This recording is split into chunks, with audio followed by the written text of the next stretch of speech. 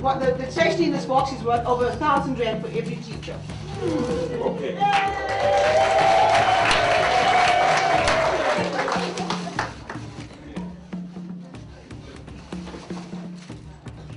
We have 10 rallies in 8 provinces. Rally is a literacy program. It started out some 14 years ago as a call to just help very rural schools with resources. It started out being about literacy, and it's evolved to something a lot bigger than that.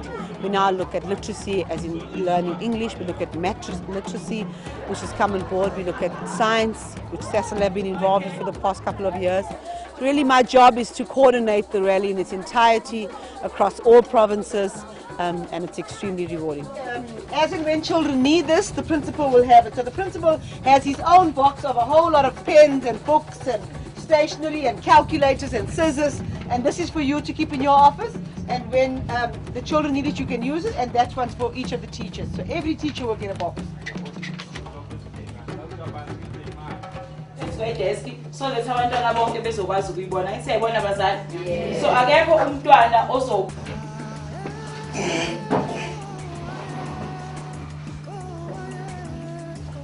after usukwazi ukufunda ukade ufunda nothisha laphayana, then each and every child uzoba necopy yakhe azofunda ngayo esehleli negroup yakhe. I think the critical part of choosing a rally school is a functioning headmaster and a headmaster that's committed to the program and committed to education in this country. So I think one of the most fundamental things about choosing a rally school is the headmaster. We then make sure that it's a rural school.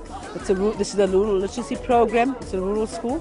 We also want to make sure that sponsors, when they do come out here, realize that these schools do need the resources that they bring. So we make sure that the schools are schools that are, basically we call them forgotten schools. They're the schools that are part of the DOE, but somehow are so far and so rural that really half the time the only support they do get is from the Rally to Read program.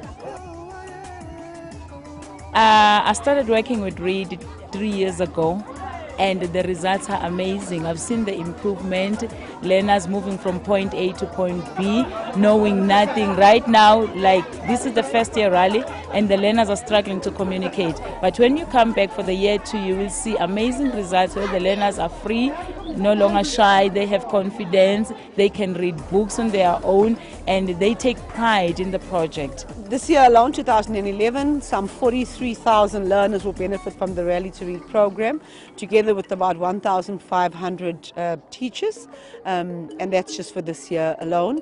We've raised this year just over, well, nearly 6.5 million, 6.4 million, and that's all used towards resources and teacher training in these schools. We spend on average about 650,000 Rand per province, and that covers between 12 and 16 schools.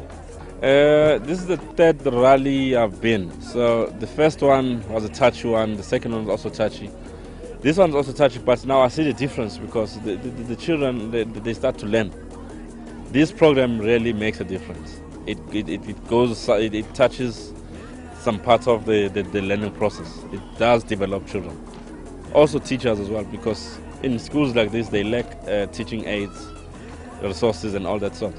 Program's extremely sustainability in the sense that it's been running for some 14 years. It's grown from 1 rally in KZN North with 4 cars to some 500 4x4s in 8 provinces. So it's an incredible program. It's a program of hope.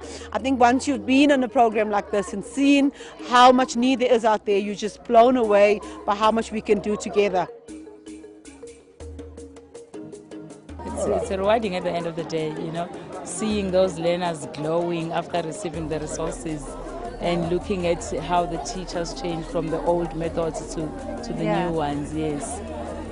For the economy to grow, you need skills. And without education, you cannot actually get those skills. So, I mean, we can never actually have a growing economy which will bring the jobs that we need unless we actually sort out our education.